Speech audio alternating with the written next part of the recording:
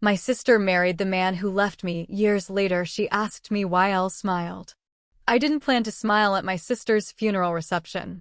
It happened before I could stop it, a reflex, like flinching when something almost hurts but doesn't anymore.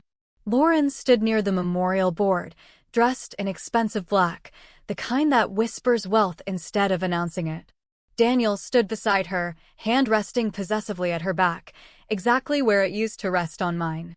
Everyone thought she'd won. For years, so did I. To understand Lauren, you need to understand the ecosystem that shaped her. Our family was built on visibility. If you were impressive, you were loved loudly. If you were reliable, you were loved quietly, sometimes not at all. Lauren learned early that attention was a currency. She laughed big, told stories longer than expected. I learned to be useful. I remembered birthdays. I helped clean. I smoothed over awkward moments when Lauren spoke without thinking. At family dinners, Lauren entertained. I cleared plates. My parents called me easy. They meant low maintenance. What I heard was optional. That dynamic never changed. Fast forward, after my college graduation. I met Daniel during a period of my life when stability felt like ambition. He worked out of a shared office space downtown, glass walls, motivational quotes, too much optimism. I was filling a short-term contract. We didn't meet dramatically. We met consistently. Coffee machine conversations. Shared complaints about the Wi-Fi. He noticed that I listened. I noticed that he liked being listened to. Daniel spoke in futures. 5-year plans. Late nights that would pay off eventually. Sacrifice now, reward later. I believed him. I supported him practically, emotionally, financially, logistically. He called me grounding. What he meant was useful. Months later, Elle introduced Daniel to my family at a casual Sunday lunch. Lauren clocked him immediately. Not romantically, not yet. Strategically. She asked about his work. Complimented his ambition. Laughed a little too hard at his jokes. My mother loved him. My father admired his drive. My cousin joked that Lauren should stop flirting. Lauren smiled and said she was just being friendly. Everyone laughed. I ignored the feeling in my stomach. Lauren didn't cross boundaries. She blurred them. She started asking Daniel for advice about work, about life. Then she started giving it. She texted him encouragement. She framed it as support for us. She told me she just wanted to see him succeed. I believed her because believing her was easier than imagining the alternative. At family gatherings, she positioned herself beside him. If I left the room, she stayed. If he spoke, she listened harder than I did. My mother noticed. She said Lauren was being helpful. My father joked that Lauren should be his publicist. Everyone normalized it. So I did too.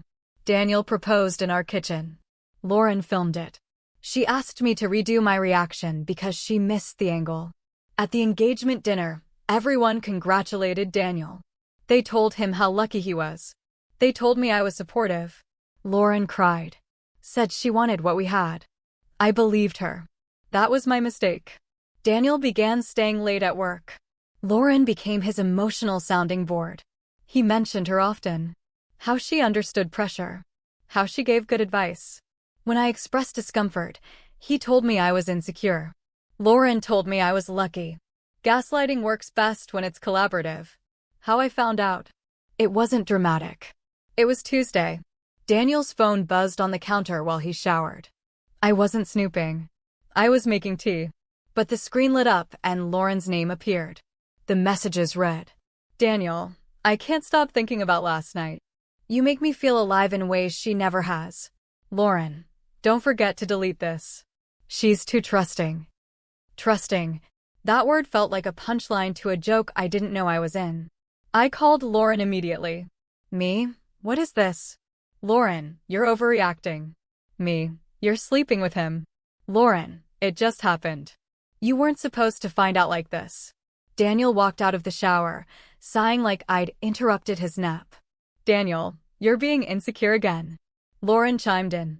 Lauren, you should be grateful we're being honest now. Honest? They were congratulating themselves for confessing after being caught. It was like burglars patting themselves on the back for returning half the stolen furniture. Lauren cried. Daniel stayed polite. I stayed quiet. My family interpreted that as strength. My mother said Lauren needed support. My father said Daniel was still a good man. My cousin said love was complicated. No one asked how I was. They said they didn't want to take sides. Then they chose one. Months later, I called my mother just to check in. She answered, distracted. In the background, I heard clinking glasses, laughter, music. Then someone shouted, "Congratulations, Lauren and Daniel." Me, Mom, where are you? Mom, sweetheart, I'll call you back. She hung up. That's how I found out my sister was getting married. Not through an invitation. Through background noise. After the betrayal, silence became my family's favorite language. No calls. No visits. No, how are you? Messages, except one cousin's pity text that went nowhere. The only person who stayed was my best friend, Maya. She became my lifeline. Pizza and wine nights turned into therapy sessions. She'd show up at my apartment with greasy boxes and cheap Merlot, sit cross-legged on the couch, and let me vent until my voice cracked. I cried not just for Daniel, but for the family I lost with him. The birthdays I wasn't invited to. The holidays that went on without me. The mother who liked Lauren's wedding post, but never asked if I was okay. Maya never tried to fix it. She just listened. Sometimes she'd crack jokes to break the heaviness. Honestly, if betrayal burned calories, you'd be shredded by now. I laughed through tears. That laugh saved me more than once. One night, after my third glass of wine and another round of "Why me?" Maya leaned forward and said, "You need to move cities. Start fresh. I'll come with you." I blinked and said, "You'd leave everything?" "Maya, you're my everything. The rest is replaceable." That was the moment I realized she wasn't just my friend. She was my only family left. So we packed. 2 women, 1 U-Haul, too many plants, and a playlist of angry breakup songs. Dark humor moment. Halfway through the drive, Maya said, "If this were a movie, we'd be running from the mob. Instead, we're running from brunch photos." In the new city, I wasn't looking for love. I wasn't even looking for friendship. I was tired. Suspicious. Convinced that anyone ambitious was just Daniel in disguise. So when I met Alex at work, during a project meeting, I kept my guard up. He noticed I was the only one who actually read the agenda. He smiled. I rolled my eyes. He asked me to lunch. I said no. He asked again. I said maybe. I didn't want to date him. Not because he wasn't kind, but because kindness felt like a trick. Status felt dangerous. Ambition felt like betrayal waiting to happen. But Alex wasn't Daniel. He didn't sell futures. He built them. He didn't need me to ground him. He stood steady on his own. That's how I knew he was different. We started small. Shared lunches. Late-night brainstorming. Walking home together. He didn't rush me. He didn't demand trust. He earned it quietly. When I cried about my family, he didn't tell me to move on. He said, "You deserved better. Let me prove it." 2 years later, he proposed. No theatrics. No cameras. No retakes. When we planned the wedding, I didn't even consider inviting my family. Why invite people who had already excluded me? My wedding wasn't about proving anything. It wasn't about revenge. It was about finally being celebrated by people who truly loved me. Alex's family embraced me like I'd always been theirs. His mother fussed over my dress, his father gave a toast that made everyone laugh and cry, and his sister danced with me until my feet hurt. For the first time in my life, I wasn't the easy child, the optional one. I was the center. I was cherished. And Maya, my maid of honor, made sure of it. She stood beside me in a gown that shimmered under the lights, holding my bouquet when my hands shook, whispering jokes when my nerves threatened to take over. "If you trip walking down the aisle," she whispered, "just pretend it's performance art." I laughed so hard I nearly did trip. Alex's family became mine. His mother called me daughter. His father gave me advice without condescension. His sister became the sibling I never had. At the wedding, I looked around and realized I wasn't missing anyone. During the reception, Maya pulled me aside with 2 glasses of champagne. Maya said, "You realize this is the first family gathering where you're not invisible?" I replied, "Feels weird." While laughing, Maya said, "Weird. Girl, you're glowing. If betrayal burned calories, you'd be a fitness influencer by now." We laughed until tears rolled down my cheeks. That laugh saved me, because it reminded me that joy wasn't stolen, it was rebuilt. My in-laws celebrated me loudly. They noticed when I entered rooms. They laughed at my jokes. They remembered my birthday without reminders. It was everything my old family never gave me. Years later, I got the call. My mother had passed away. Heart disease. The same one I had supported her through, Ubering her to spas, paying her medication, and paying for parts of her treatments. I had been there when she was sick, but not when she died, because although Elle supported her financially, I had not forgiven her, nor had she thought of asking for it. The memory resurfacing. At first, old happy memories resurfaced. Her teaching me to bake. Her laughing at sitcoms. Her humming while folding laundry. Then betrayal replaced them. Her liking Lauren's wedding post. Her silence when I was erased. Her favoritism I hadn't noticed as a child, the way Lauren's mistakes were forgiven, while my reliability was taken for granted. The funeral dilemma. Should I go? Part of me wanted closure. Part of me wanted to honor the woman I once loved. But another part remembered the exclusion, the betrayal, the silence. I had supported her through her illness. I had given her everything. And she had still chosen Lauren. I told Alex, "If I go, I'll probably end up seated at the kids' table. Or worse, next to Daniel."